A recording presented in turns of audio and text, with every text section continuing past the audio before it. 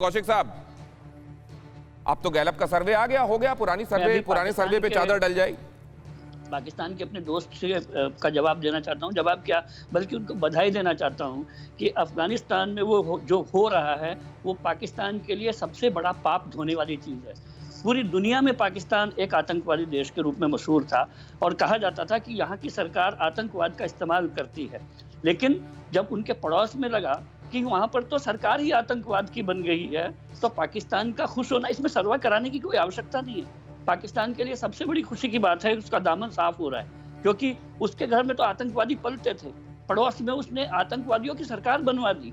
तो अगर कोई बोलता है कि भारत की जगहसाई हो रही है, ऐसी जगहसाई तो पूरी सभ्य दुनिया की है, जिसने पूरी आतंकवाद के इस बेल को सरकार के रूप में काबुल में कायम होते देखा है।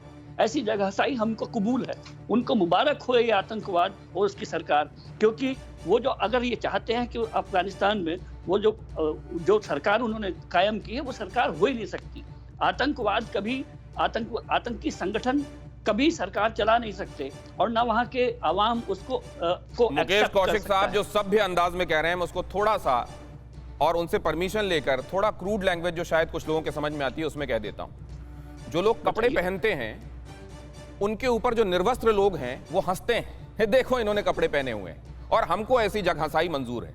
मैं जरा जाऊं अमजद अयूब मिर्जा साहब के पास। अमजद अयूब मिर्जा साहब, आपके पास खैर मैं उस बात के लिए तो आऊंगा ही जो आपने एक स्पेशल खुलासा थोड़ी देर में आप करने वाले हैं, जिसमें आप बताने वाले हैं कि पाकिस्तान में एक्चुअली अब भी टेरर कैंप्स कहां एग्जिस्ट कर रहे हैं, और FATF से लेकर तमाम जगहों पर ब्लैक में न चले जाएं, कम से कम ग्रे में बने रहें, इसके लिए कोशिशें क्या कर रहा है पाकिस्तान। लेकिन उससे पहले जरा मैं ये समझना चाहता हूं, ये मुल्ला गनी बरादर अगर उसको घायल कर दिया गया है, मार दिया गया है, जो भी किया गया है, इसके असरात क्या देखते हैं आप? क्योंकि वो मुल्ला उमर का साला है, मुल्ला उमर उसका बहनोई रहा है, फाउंडर है जो तालिबान का। क्या असर होगा इसका तालिबान के अंदर?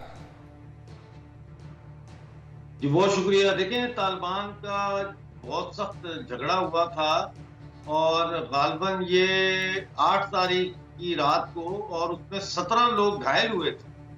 उस वक्त से ही मुल्ला बरादर का कुछ पता नहीं है और मुख्तलिफ खबरें आ रही हैं, मुतज़ाद खबरें, लेकिन ये तो कंफर्म है कि मुल्ला बरादर पर अटैक हुआ है।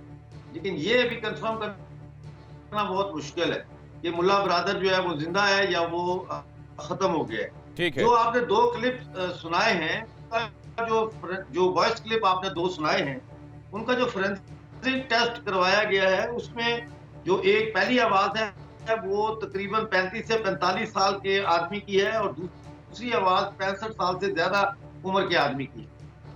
अब देखें, इस वक्त तालिबान के आपस में बड़े सख्त इस हुकूमत के टकराव है। इसमें एक ग्रुप ऐसा है जो पाकिस्तान से शदीद नफरत करता है और भारत के साथ बड़े गहरे ताल्लुकात रखना चाहता है।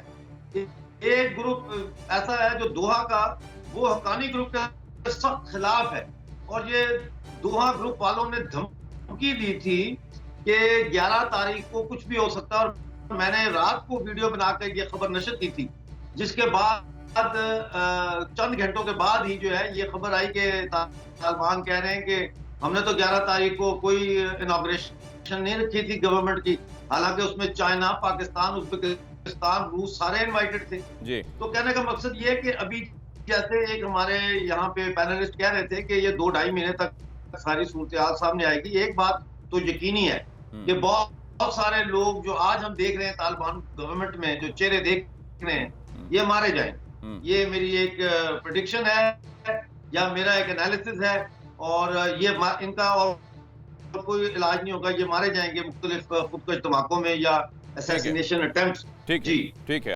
परवाह देश की, सोमवार से शुक्रवार रात 10 बजे TV9 भारतवर्ष पर।